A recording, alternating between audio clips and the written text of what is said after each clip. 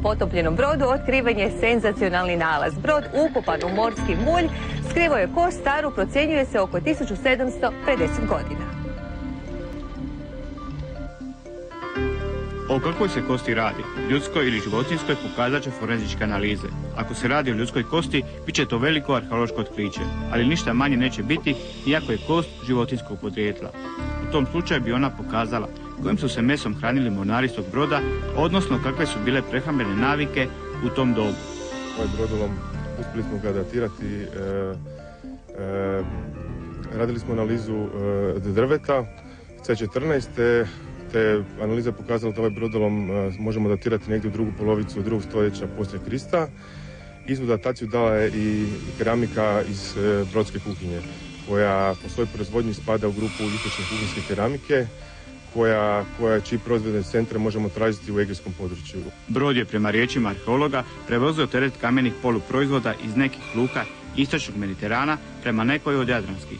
Ekipa ronilaca i podvodnih arheologa otkrili su nova dva manja sarkofaga i jedan poklopac.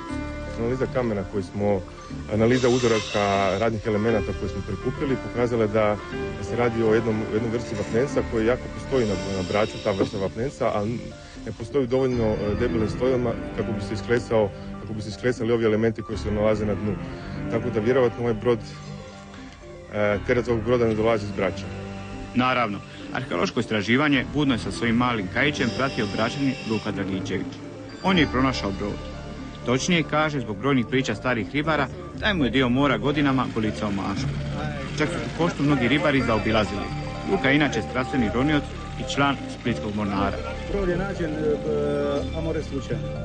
Bukvalno slučajno. Tu su ribari već godinama, desetljećima govorili da su u moru kampaneli, da njima zadiju mriže i to je pošta od migavice. 3 godine su iza nas, možda još godinu ili dvije, ovisno o sredstvima koje ćemo imati, i ovo nalazište ćemo pripremiti otvoriti za pristup javnosti.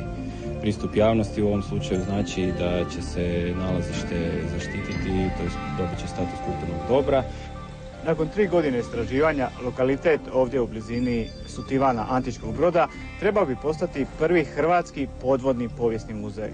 Podvodni muzej zato što predmeti koji se pronađu pod vodom ne završuju u pravom muzeju, nego ostanu in situ, znači na mjestu gdje su pronađeni, tako da ljudi mogu vidjeti to karakter nalazišta i da mogu vidjeti u ambijentu. To je inače sada postao standard u svijetu i sve više takvih podvodnih muzeja se razvijaju u Sredozemlju i drugdje, pa tako i mi se trudimo ići u korak s tim.